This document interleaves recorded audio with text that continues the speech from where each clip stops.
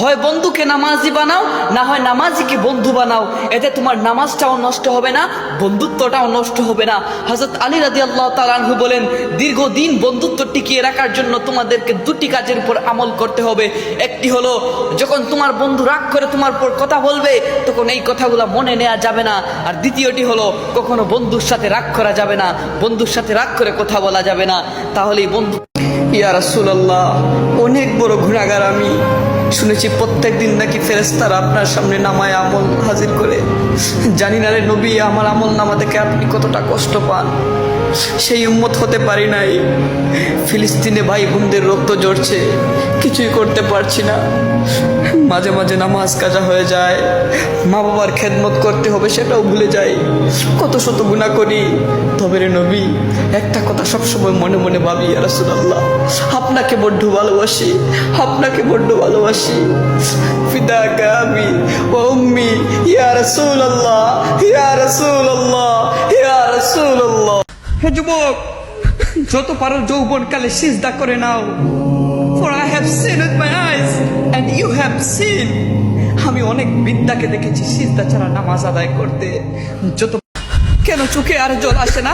কেন আর ভেতর থেকে অনুশোচনা হয় না? কেন আমলের প্রতি অনীহা? কেন নিজেরাই নিজেদের নফসের প্রতি জুলুম করে যাচ্ছি?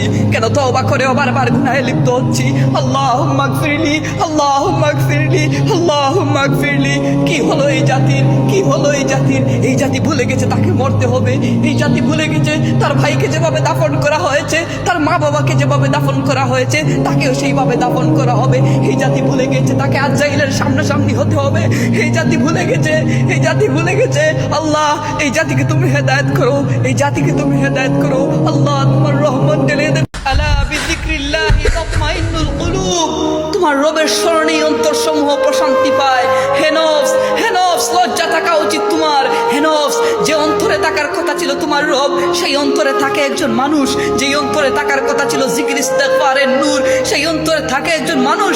হায় নফস, তুমি কেন প্রতিনিয়ত তোমার এমন রবের অবাধ্যতায় পড়ে আছো? তুমি কি আর ফিরবে না? হে নফস, তুমি কি তোমার রবের অবাধ্যতায় পড়ে থাকবে? তবে শুনে রাখো, ইন্না বাতশা রাব্বিকা লাশাদীদ। তোমার রবের পাকড়াও বড়ই কঠিন হবে।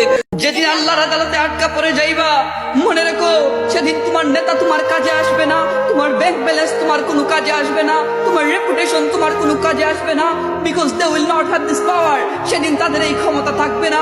সেই দিন শাফায়াতের মালিক হবেন একজন, যিনি সরকারে মদিনা, দু জাহানের বাদশা, শামসুল হিদায়া, খাতমুন নবুওয়া, সাইয়্যিদুল মুরসালিন, শাফিল মুজনবিন, আনিসুল গারিবিন, রাহাতুল আশিকিন, মুরাদিল মুশতাকিন, শামসুল আরিফিন, মিসবাহুল মুকাররবিন, সাইয়্যিদুস সাকালাইন, নবিউল হারামাইন, ইমামুল কিবলাতাইন, রাহমাতাল লিল আলামিন, নবী কামলি ওয়ালা মুহাম্মাদুর রাসূলুল্লাহ সাল্লাল্লাহু আলাইহি ওয়াসাল্লাম। কোন এক মাঝরাতে তাহাজ্জুদের সিজদাতে, কোন এক মাঝরাতে তাহাজ্জুদের সিজদাতে ত্যাগ হোক আমার শেষ নিঃশ্বাস।